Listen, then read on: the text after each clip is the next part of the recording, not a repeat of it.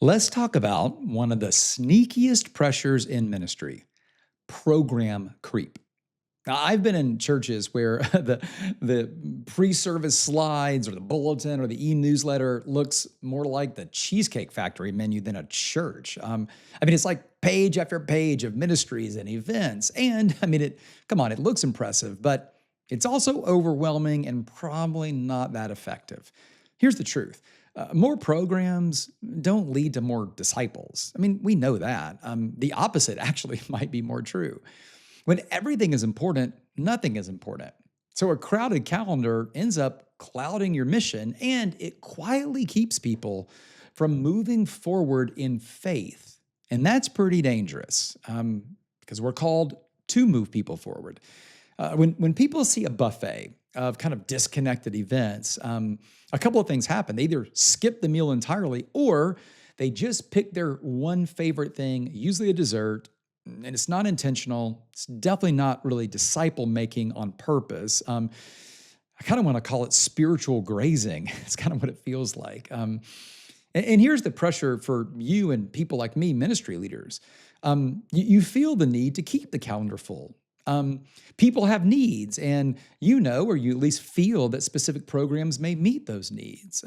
Every program in your church has a history, definitely has champions, and there is an emotional attachment to it. So cutting something feels like failure or letting people down. But every time you add something without a clear purpose or keep something that doesn't function with a purpose, you are just adding weight to your shoulders and you're confusing everybody else. So, what's the alternative? Here's what I would love for you to remember. This is kind of the bottom line, big idea for this pressure. I want you to think about shifting from a menu to a map. Think about shifting from a menu to a map. Think of it this way. Jesus didn't call us to create programs for every preference, right? He called us to make disciples of every person, and that requires movement. See, a program is an event that people attend. A pathway is a curated sequence of steps designed to lead people closer to Jesus. Now, of course, programs will support a pathway. Programs are going to be a part of a pathway, but they are not the pathway in and of themselves. If you want to think more like a map, not a menu, here is a practical framework that can help you evaluate your current discipleship pathway and figure out what's working, what's not working, and how you should make some changes. When I work with churches, and I do this all the time, I've done, 2 of these discipleship pathway assessments and strategy sessions in the last month with churches. We kind of take a process very similar to this. Now, it's a 2-day thing, so it's going to be a lot more robust, but you'll get the gist of it here. So 5 things that you can do, 5 steps. Here's the first one. List everything that you're doing. Put every single ministry, event, and group on a board, big whiteboard, big sticky note on paper, and no exceptions. You don't leave anything off of it. So at the end of this process, you are going to have, and maybe it isn't that long, but most of our churches have a very long list of everything that they offer for people. Okay, once you've got that list and everything is on it, here's the second thing. You ask the pathway question. So for each item on that list, you have to ask the question, where does this fit in our discipleship pathway? So label it. I would encourage you to draw out your pathway, and even if you've never done that, you have in mind some version of a journey that you're hoping people take. Now, it may not be as well thought through as you hope or as intentional as it could be, but draw it out however it looks, at least today, and place every single one of those ministries, every one of those programs, events, groups, all of it. Place it on that pathway where you think it fits best. And if it doesn't fit anywhere, well, it might be more of a distraction than a step. It's a hard thing to do here. Now, number 3, it's only going to get harder. We want to trim the excess from that pathway. This is going to be brave, okay? You got to be real bold, but you got to be brave and bold enough to cut what isn't moving people forward. Even if it has a lot of history in your church, and even if it has a champion that's going to be very vocal about it being cut. This comes down to your leadership and your ability to cast vision and help people see a greater good and keep the mission the priority. People ask me a lot about this and about the mission and all the things we do. And I think that we should be intentional, and I think we should live with integrity and lead with integrity across the entire church. But we're only ultimately loyal to one thing, and it's the mission, okay, which is Jesus. So we're loyal to the mission, nothing else. Can't be loyal to a program over the mission. We can't be loyal to a person who loves a program over the mission.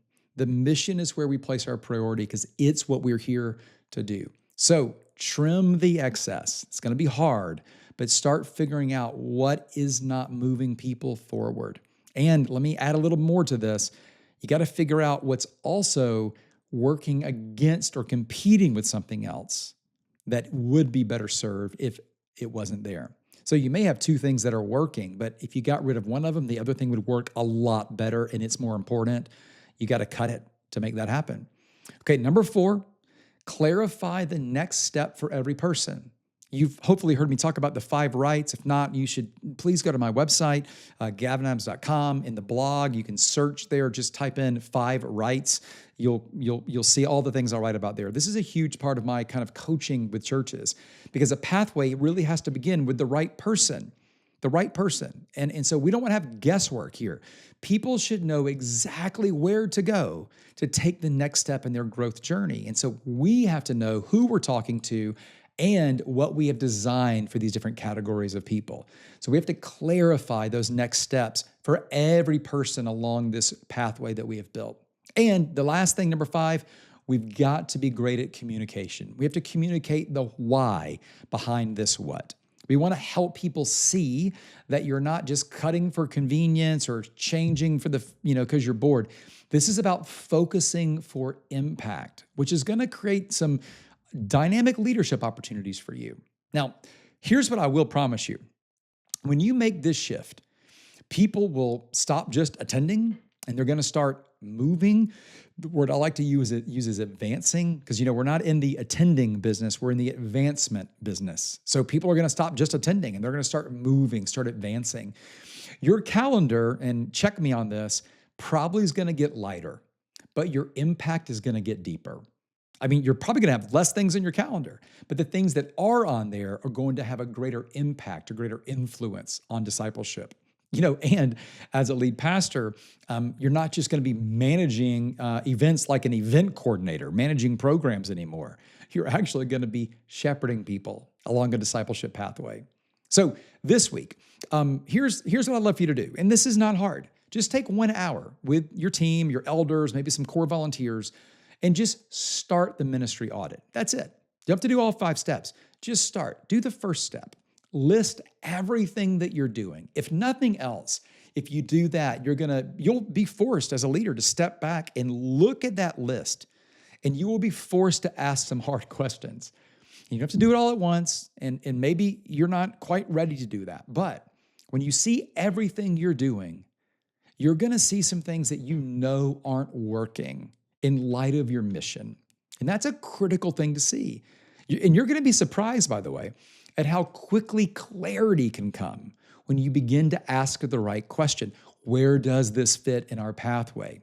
So remember this: less menu, more map. Less menu, more map. Fewer programs create stronger pathways. Not more to do, but more people moving. That's really how you lead through discipleship pressure with clarity and confidence.